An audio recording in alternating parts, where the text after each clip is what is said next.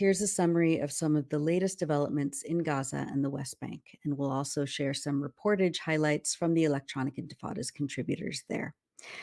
Over the last week, Israel has attacked areas across the Gaza Strip, including Deir al-Balah, Nuseirat, Burej, and Maghazi refugee camp in the central area, as well as Khan Yunis in the south and Gaza City in the north. Let's start there.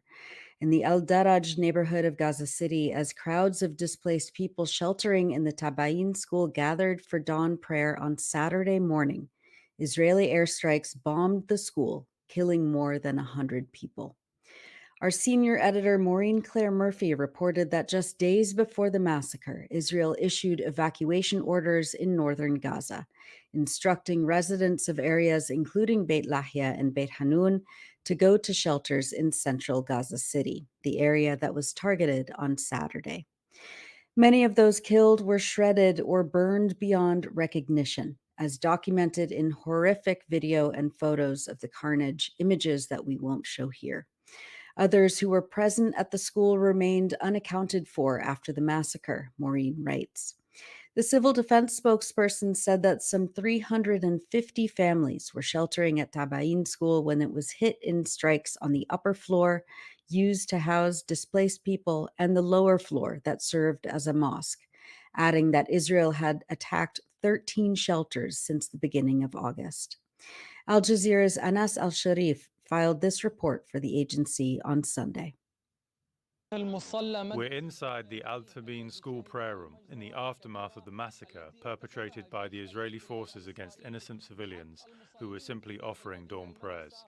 More than 100 Palestinians were killed and dozens more were injured.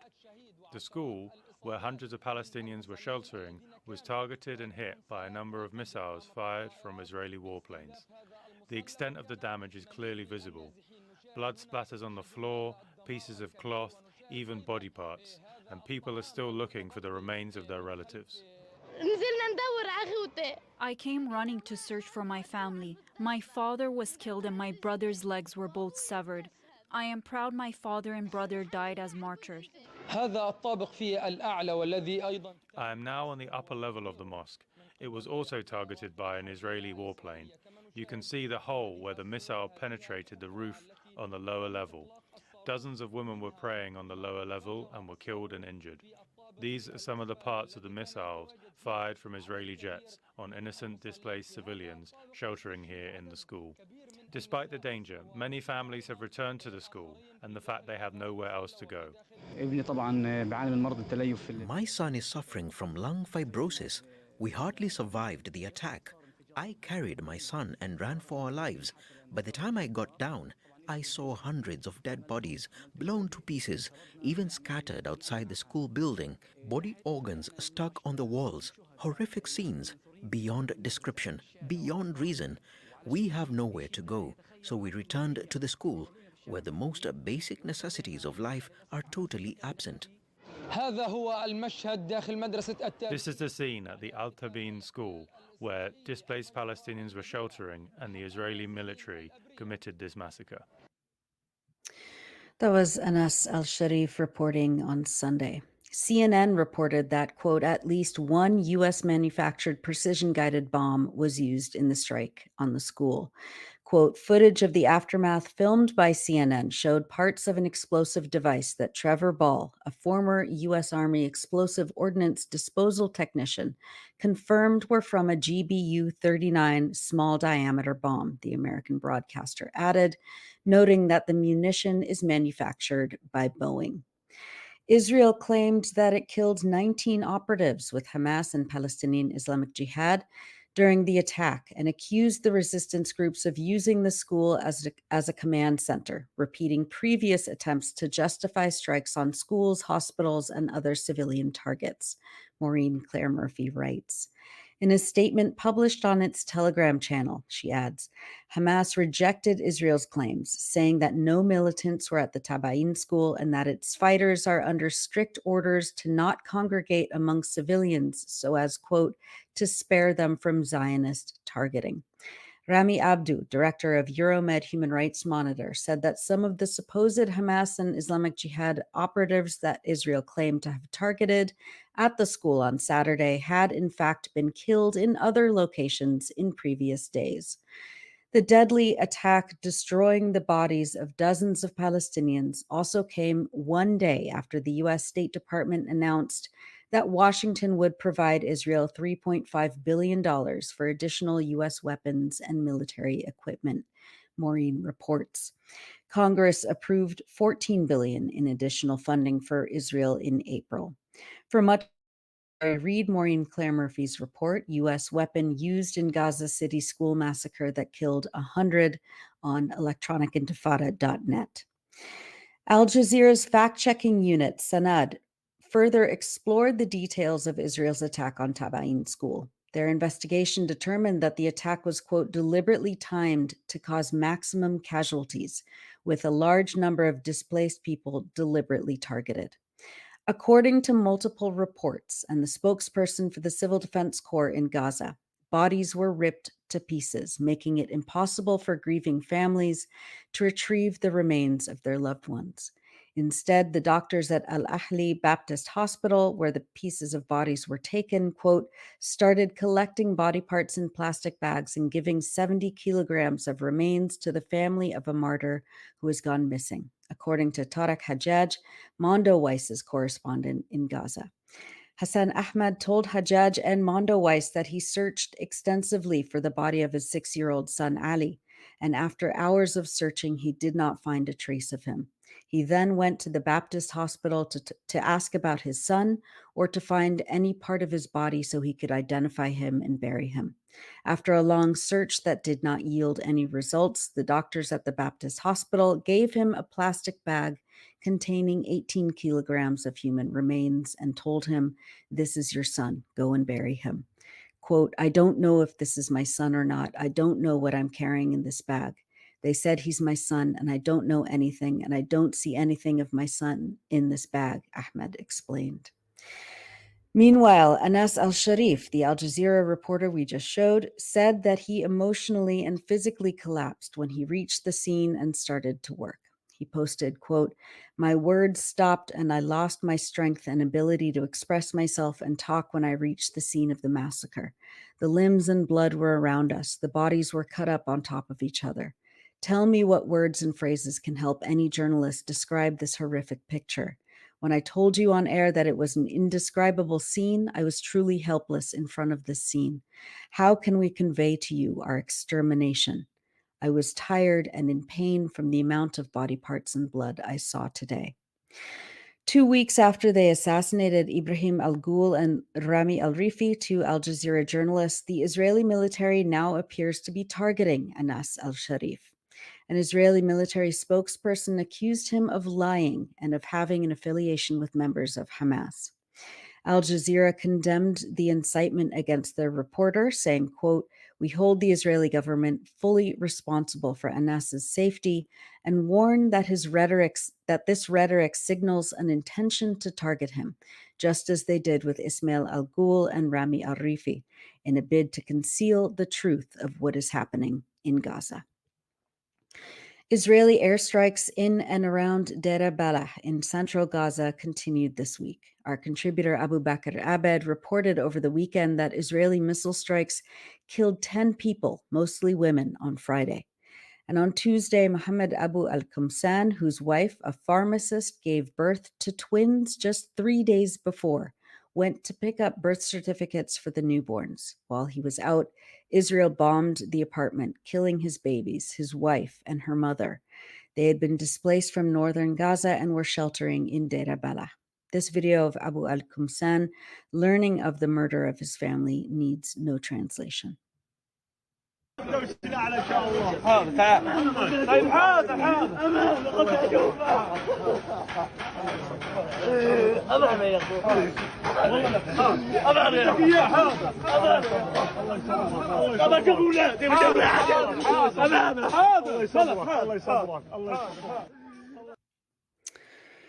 The Palestinian Ministry of Health in Gaza stated that the total number of infants who were born and have been killed since October 7th is now up to 115. Meanwhile, as Israel's evacuation orders continue to mass displace Palestinians seeking safety and refuge, including this week in the southern city of Khan Yunis, the United Nations Agency for Palestine Refugees has warned that the search for clean water in Gaza is adding to the displacement misery. Louise Wateridge of UNRWA stated, quote, "These people, they've lost absolutely everything. They don't seem to be carrying much at all. Children were dragging empty water canisters because that's one of the most precious items. Now, anything that you can put water in, it is one of your most precious valuables. They were carried mattresses, jerry cans, and empty water cans, and not much else, because people can only really carry what they can in their hands." The UNRWA communications officer explained that families continue to seek shelter in parts of Deir Balah in central Gaza and in western Khan Yunis further south. The United Nations reported this week that, quote, "the cumulative impact of humanitarian aid access constraints is perpetuating a continued cycle of deprivation and distress among affected people." Since August 1st, about a third of aid missions within Gaza were denied access by Israeli authorities, the UN added. The World Food Programme said that 21 of its food distribution points have been closed under the evacuation orders since the beginning of the month. Last week, the Norwegian Refugee Council reported that it had been unable to transport aid from crossing points to its warehouses in Gaza for 3 months, with an estimated 488 pallets of aid, for which the group is the consignee, stranded at Kerem Shalom crossing. This week, we'll highlight 2 recent features published by our writers in Gaza, focusing on the testimony of Palestinians who were tortured in Israeli detention. On July 29th, in an article titled "Man Caring for Mother with Alzheimer's Sent to Torture Camp," Fida al-Kedra reported on the experience of 3 recently released detainees, including Iyad Awad, who was abducted from his home in Jabalia, northern Gaza, where he had remained with his mother, who had Alzheimer's disease. Quote, "I told them that my mother needed someone to take care of her," Iyad said. "A soldier told me that he would bring me back to her. After hours of being away from his mother, Iyad walked a few steps. The Israelis shot him in the side of his body. He was taken to hospital where he underwent surgery. Following the operation, Iyad was brought to Sideh Teiman, a military camp in the Nakab Desert. The conditions there were unsanitary. Quote, "There were more than 30 of us using one bathroom that was only cleaned once a week," he said. "During approximately 70 days of detention, I could not shower, cut my nails, or change my clothes. Despite having been wounded, Iyad did not receive any medical care in the military camp. Apart from paracetamol, he was not given any medicine. When Iyad was eventually released, he learned that his mother had been left to die. The neighbors found her dead on the bed," he said, after Israeli troops had withdrawn from Jabalia. As they had been unable to make contact with him, other members of Iyad's family had assumed he had been killed. Quote, "They were surprised when I got out of prison that I was alive," he said. And on August 8th, in an article titled 18 Days in Israeli Prison, Shahad Ali reported on the horrific torture her 20-year-old cousin Nayaf endured after he was abducted during Israel's invasion of his Gaza City neighborhood in December. Nayaf, who had been shot in the foot during the incursion, and other men were taken to a prison in an unknown location. Shahad writes, when he arrived, he asked to see a doctor due to his foot injury, but they refused. He was beaten repeatedly, and he saw many other people being beaten. The food they provided was meager: bread, a slice of cucumber, a slice of tomato. Even water was not freely given. He said that when he asked one of the guards for water, they told him to open his mouth. He did so, thinking that the guard would pour water into his mouth, but instead the guard spat into his mouth and forced him to swallow it. The last 3 days in the prison were the worst, he said. The mental and physical torture reached unbearable levels. His whole body ached, and for the first time he wished he were dead. Every inch of his body was covered with cuts and bruises. Finally, after 18 days, he was released. He received treatment for his foot, and luckily the doctors did not have to amputate it. Quote, "The memory of my imprisonment will stay with me forever," he said. Read both Fida al-Qadra's and Shahid Ali's features on electronicintifada.net. Turning to the occupied West Bank, Israeli forces rampaged through the cities of Ramallah and Al-Bireh in pre-dawn raids on Tuesday. One Palestinian man, Mu'attaz Sarsour, died after being shot by Israeli soldiers. Others were shot and injured, and a man was run over by an Israeli military vehicle in Amari refugee camp. Israeli forces stormed the areas to locate and demolish the homes of Palestinian prisoners, according to local media and Al Jazeera. At least 20 Palestinians were arrested and detained during the raids, according to the Palestinian Prisoners Society, including a child and several former prisoners, and soldiers broke into the homes and vandalized them. The Palestinian news agency Wafa reported that Israeli forces raided 2 residential buildings in the cities of Ramallah and El Bireh and then blew them up. On Monday, Tarek Daoud, an 18-year-old Palestinian youth, was shot and killed by Israeli soldiers in Azun near Qalqilia. And Wafa news agency reported that Shadi Wissam Shahada, 17 years old, was shot by Israeli forces in the Jerusalem area town of Anata while he was working at his privately owned car wash shop in the area. He died of his wounds later in the day. Local sources said that the occupation snipers inside the Piskat Ze'ev settlement colony opened fire at the young man for allegedly throwing stones at the occupation soldiers from behind the separation wall. Other raids and arrests were reported in Nablus, Haris, the Arub refugee camp, Salfit, Na'alin, and Talfit over the last several days. This week, Defense for Children International Palestine reported on a violent arrest that happened in June, carried out by Israeli forces against a 7-year-old Palestinian boy in the central occupied West Bank. Baha was on his way to a grocery store to buy sweets with his friends on the first day of Eid in mid-June in the Palestinian village of Al-Mughayr, northeast of Ramallah, when the boys came across Israeli forces carrying out arrests in the village. According to Defense for Children International Palestine, the boys allegedly threw some stones toward the heavily armored Israeli military vehicles, and Israeli soldiers proceeded to fire live ammunition toward them. Baha's friends fled, and Israeli forces began beating Baha and bound his hands behind his back with a plastic zip tie.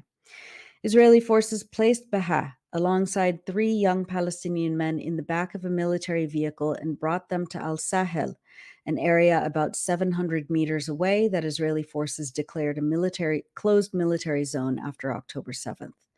Quote, "The soldiers kept me there under the sun for almost 3 hours, Baha told DCIP.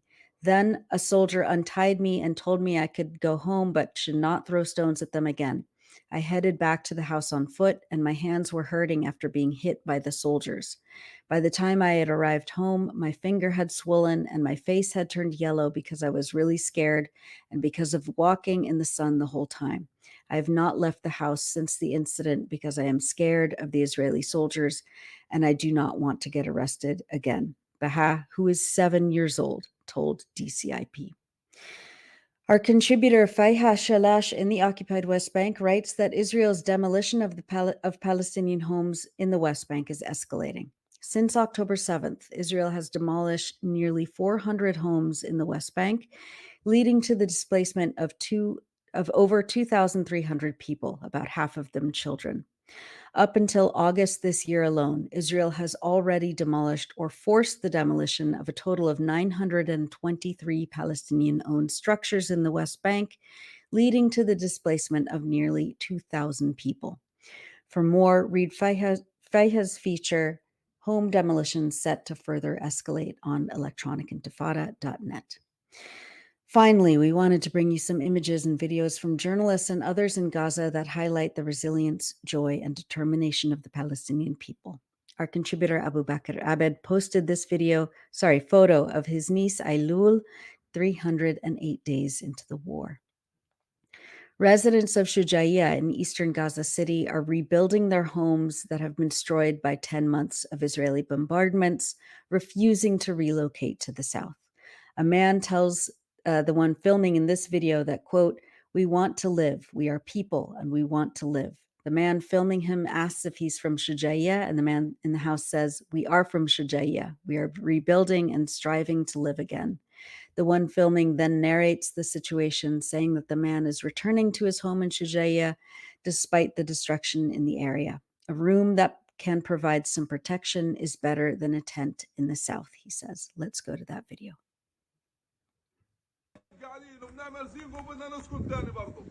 الله يعافيك يا رب. هنا أحد المواطنين مع عائلته يعود إلى منزله في حي شجاعية رغم الدمار الكبير الذي حل بالحي، إلا أن بعض المواطنين يعني ما لم يجدوا أمامهم سوى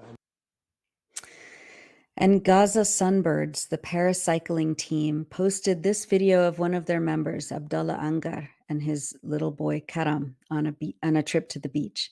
He says, in the midst of displacement, come with us to see Karam playing in the sea.